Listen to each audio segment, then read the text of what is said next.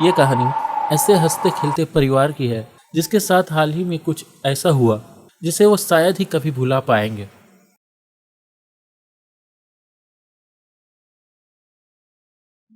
आज आयुष का बर्थडे है। ठीक 12 बजे आयान एक डरावना मास्क पहनकर आयुष के साथ प्रैंक करने की कोशिश करता है, लेकिन आयुष कोई रिस्पॉन्स नहीं करता। वो सोया रहता है।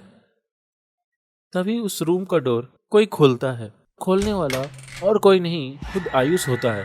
आयान आयुष को देखकर काफी चौंक जाता है और पूछता है, तुम कहाँ थे? तभी आयुष जवाब देता है, मैं तो किचन में पानी पीने के लिए गया था।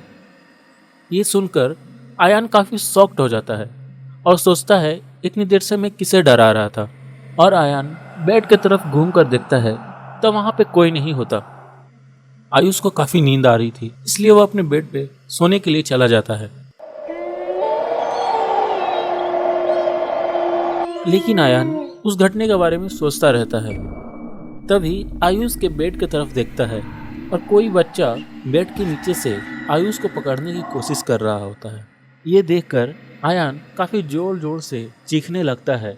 उसकी चीख सुनकर आयुष जाग जाता है और साथ ही उसके मम्मी और पापा उसके रूम में चले आते हैं और आयान से पूछता है, तुम चीख क्यों रहे थे? तभी आयान बोलता है कि उसने आयुष के बेड के नीचे किसी डरावने बच्चे को देखा। तभी आयुष के पापा जब बेड के नीचे चेक करते हैं तो वहाँ पे कोई नहीं होता। तभी उसकी माँ की नज़र रूम के बाहर जाती है और उसे एक बच्चा दिखाई देता है। और जब वो उसे देखने के लिए बाहर जाती है तो वहाँ पे कोई नहीं होता। और जैसे ही वो रूम की तरफ मुड़ती है, कोई उसका पैर पकड़कर गिरा देता है और खींचकर अपने साथ ले जाने लगता है। गिरने की आवाज़ सुनकर आयुष के पापा दौड़कर बाहर आते हैं और देखते हैं कोई बच्चा उसकी वाइफ का पैर पकड़कर खींच रहा है और आयुष के पापा की तरफ देखकर हंसने लगता है और अचानक से गायब हो जाता है। इस घटना से आयुष के पापा काफ़ी डर जाते हैं और गाड़ी का चाबी निकालकर अपने परिवार को साथ लेकर घर से निकल जाते हैं। वो लोग काफ़ी डरे हुए होते हैं, इसलिए वो आयुष की नानी के घर जाने का फैसला करते हैं। तभी रास्ते में उन्हें फिर से वही बच्चा दिखता है जो कि अचानक से उनके गाड़ी के सामने आ जाता है। आयुष के पापा उस बच्चे को देखकर गाड़ी पर से अपना कंट्रोल खो देते हैं और गाड़ी जाकर रास्ते के किनारे एक पेड़ से टकरा जाता है।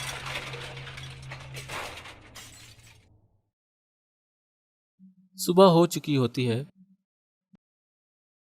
कोई एम्बुलेंस वाला आदमी उन लोगों को जगाने की कोशिश कर रहा है और वो लोग जब गाड़ी से उतरकर बाहर आते हैं तब उन्हें पता चलता है किसी लड़के ने कॉल कर एम्बुलेंस को बुलाया था। एक्सीडेंट की वजह से हल्की फुल्की चोट आई हुई होती है। उनका इलाज करके उन्हें वापस घर भेज दिया जाता है। घर आते टाइम वो लोग अपने साथ एक पंडित को साथ ले आते हैं। घर के अंदर आते ही पंडित जी को समझ में आ जाता है कि इस घर पे किसी आत्मा का साया है। पंडित जी तभी उस बच्चे की आत्मा से बात करने की कोशिश करते हैं और तभी उन्हें पता चलता है कि उस दीवार के पीछे कुछ है। और वो जब उस दीवार को तोड़ते हैं तो उस दीवार में से एक बच्चे की कंकाल निकलती है। और तभी आयुष के पापा बोलते हैं कि यह घर उन्होंने 6 महीना पहले ही खरीदा है और उन्हें इसके बारे में कुछ पता ही नहीं था। और तभी पंडित जी बोलते हैं कि इस बच्चे की आत्मा की शांति के लिए इसका पूरा क्रियाक्रम कराना होगा और तभी उसकी आत्मा को शांति मिलेगी। क्रियाक्रम के साथ ही वो लोग घर पे एक हवन भी करवाते हैं, जिसके बाद से सब पहले की तरह नॉर्मल हो जाता है।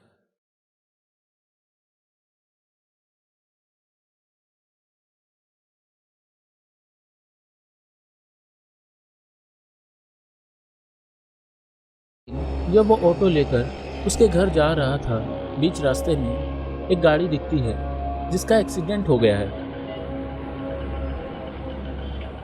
जब वो उस गाड़ी के नज़दीक जाकर देखता है, उसके अंदर 4 लोग होते हैं। ये देखकर वो एम्बुलेंस को कॉल कर देता है उस लड़की के घर पहुंचने की उसे बहुत जल्दी होती है, इसलिए वो वहां नहीं रुकता और निकल जाता है। अगर वीडियो पसंद आई है तो इसे लाइक करें और हमारे इस चैनल को सब्सक्राइब करना ना भूलें।